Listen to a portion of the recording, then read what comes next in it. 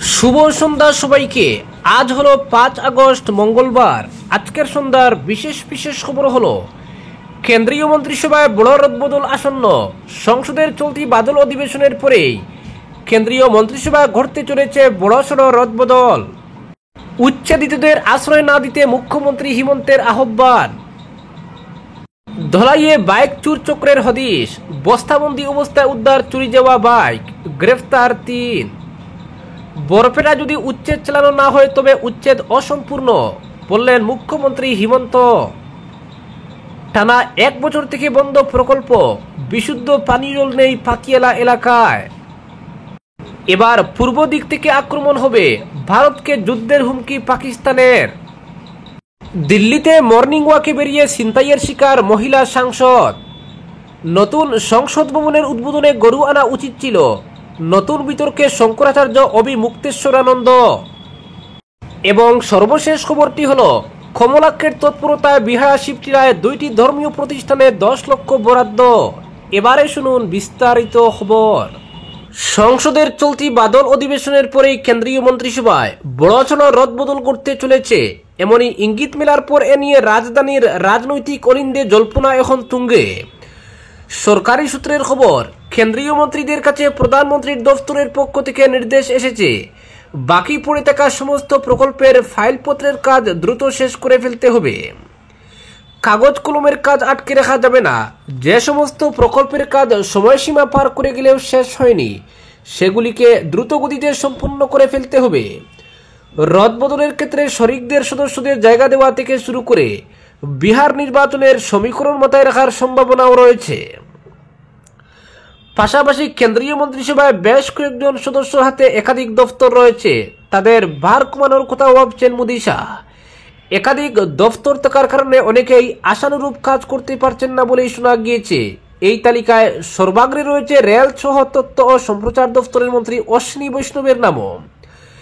BJP সূত্রের খবর, প্রধানমন্ত্রী নরেন্দ্র মোদীর অত্যন্ত পছন্দের লোক হওয়া সত্ত্বেও বৈষ্ণব সরকারের প্রত্যাশা পূরণ করতে পারছেন না বলেই জল্পনা। আবার শরিক দলের মধ্যে প্রাক্তন প্রধানমন্ত্রী দেবগৌড়ার দল জেডিএস এর মন্ত্রী তথা তার পুত্র কুমার স্বামীকেও ইস্পাত দফতর থেকে সরানোর বিষয়টি পাকা হয়ে গিয়েছে বলেই জানা গিয়েছে। এমন আরও একাধিক পদে রদবদলের সম্ভাবনার খবর শোনা যাচ্ছে।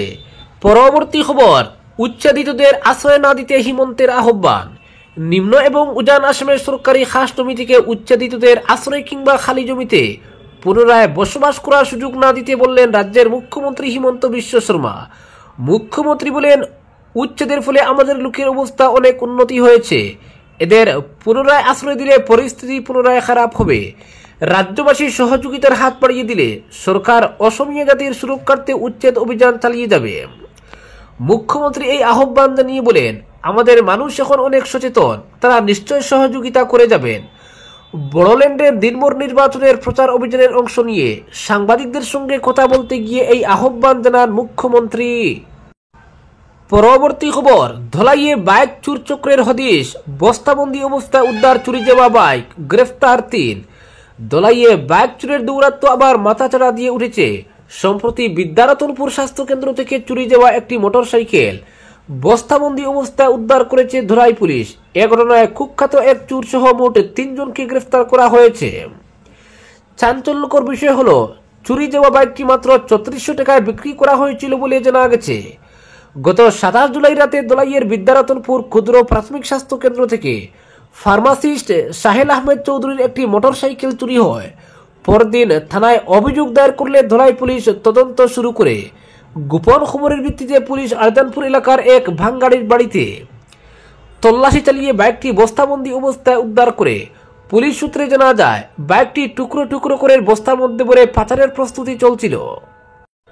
পরবর্তী খবর, বরপেটা যদি উচ্ছেদ চালানো না হয় তবে উচ্ছেদ অসম্পূর্ণ বললেন মুখ্যমন্ত্রী হিমন্ত। বরপেটার পার্শ্ববর্তী বাক্সা জেলার মতনগুড়ি পরিষদীয় কেন্দ্রের মাজরগ্রামের দলীয় বিজয় সংকল্প সভায় উপস্থিত ছিলেন মুখ্যমন্ত্রী হিমন্ত। সভায় প্রায় 8 ঘন্টা ভাষণ প্রদান করেন মুখ্যমন্ত্রী। সভা শেষে সাংবাদিকদের বলেন, 20 আগস্ট পর্যন্ত বিটিআরের 40টি কেন্দ্রে অনুষ্ঠিত বিভিন্ন সভায় অংশগ্রহণ করবেন। এরপর সিদ্ধান্ত নেওয়া হবে আগন্তুক বিটিআরের নির্বাচনে বিজেপি কয়টি কেন্দ্রে প্রার্থিত্ব প্রদান করবে। উচ্ছেদ সম্পর্কে মুখ্যমন্ত্রী হিমন্ত বলেন, উচ্ছেদ চলবেই, উচ্ছেদ সম্পূর্ণ নীতিগতভাবে হচ্ছে, হাইকোর্টের নির্দেশে হচ্ছে।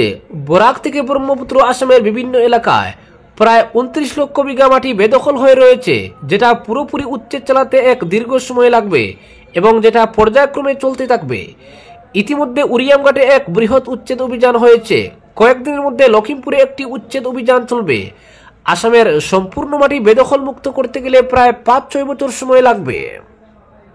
পরবর্তী খবর, টানা 1 বছর থেকে বন্ধ প্রকল্প, বিশুদ্ধ পানীয় জল নেই পাতিয়ালা এলাকায়। বর্তমান সরকারের প্রচেষ্টায় শহরাঞ্চলের সঙ্গে পাল্লা দিয়ে যোগাযোগ, চিকিৎসা সেবা, পানীয় জল, শিক্ষা ব্যবস্থার পরিকাঠামোর দিক দিয়ে উন্নয়নের পথে এগিয়ে যাচ্ছে গ্রামাঞ্চল। 75 বছরে করতে পারেনি অন্য দলের সরকার। বিভিন্ন সভা সমিতিতে এই মতামত তুলে ধরেন বর্তমান শাসক দলের নেতারা। কিন্তু রামকৃষ্ণনগর বিধানসভা কেন্দ্রের জল জীবন মিশনের ক্ষেত্রে তা ব্যর্থ বলে মনে করছেন ভুক্তভোগীরা।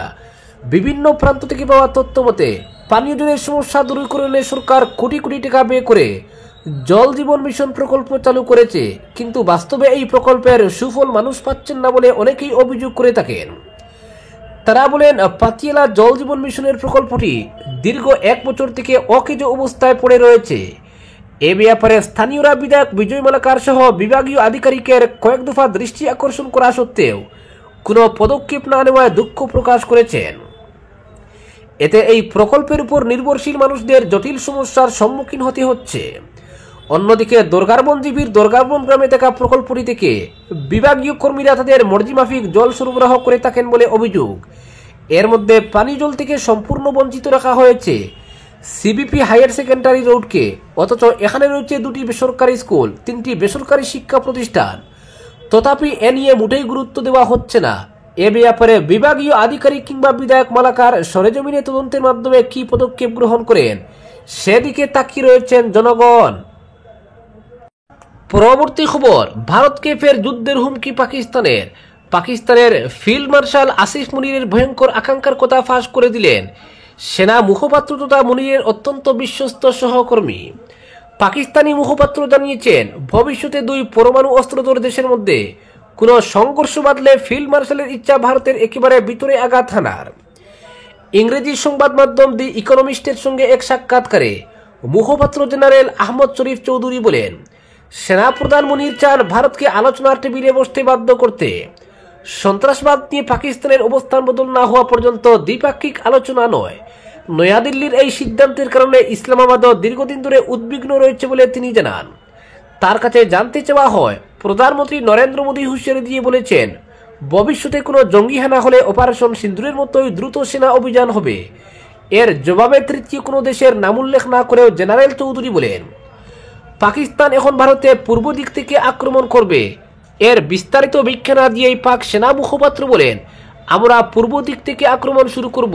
ভারতকে বুঝিয়ে দেওয়া হবে যে আমরা তাদের যে কোনো দিক থেকে আঘাত করতে পারি, আমরা সেটাই সমঝে দেব ওদের। তিনি আরো বলেন, পহেলগাঁওয়ে জঙ্গি হানার কয়েকদিন আগে 16 এপ্রিল আসিফ মুনির তার ভাষণে ভারত প্রসঙ্গে নিজের মনোভাব জোরালোভাবে স্পষ্ট করে দিয়েছিলেন। মুনির এক অনুষ্ঠানে ভারত বিরোধী উস্কানি দিয়ে বলেছিলেন, হিন্দু ও মুসলিমরা মৌলিকভাবে একে অপরের থেকে পৃথক ও বিপরীত।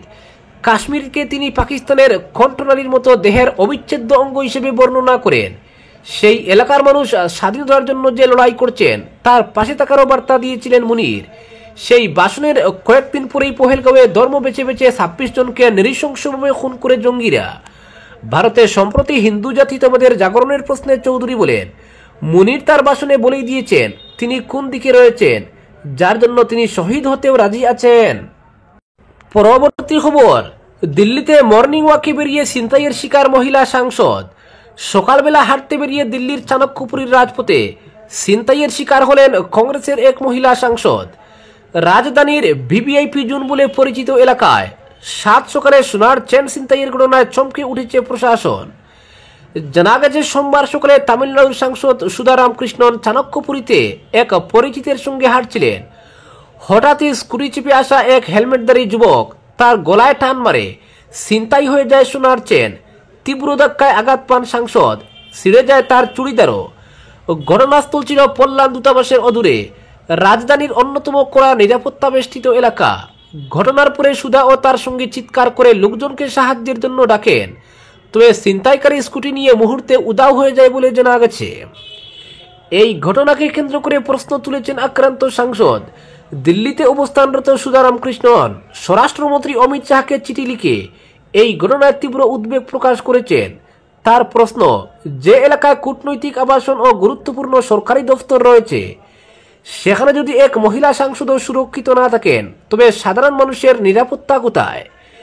চিঠিতে তিনি দ্রুত দোষীকে চিহ্নিত করে গ্রেফতারের দাবি জানিয়েছেন এবং গোটা ঘটনার পুঙ্খানুপুঙ্খ তদন্তে কেন্দ্রের হস্তক্ষেপ চেয়েছেন। এই ঘটনায় ইতিমধ্যেই মামলা রুজু করেছে দিল্লি পুলিশ। চাণক্যপুরী ও আশেপাশের এলাকায় থাকা সিসিটিভি ফুটেজ খতিয়ে দেখা হচ্ছে, তবে এখনো পর্যন্ত কেউ গ্রেফতার হননি।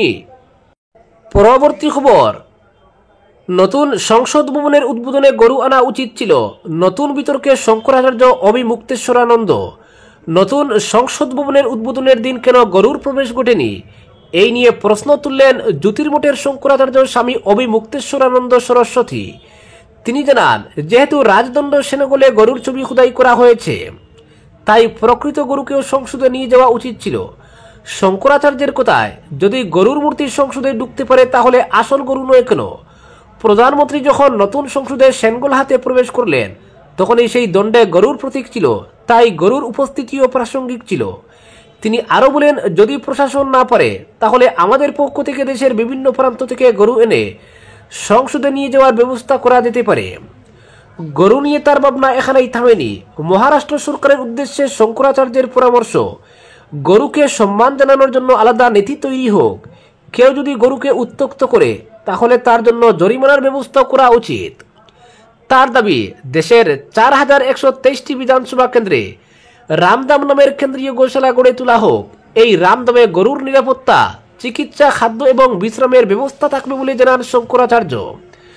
পাশাপাশি তিনি দাবি করেন, একটি রামদামে প্রায় 100টি গরু রাখা হবে।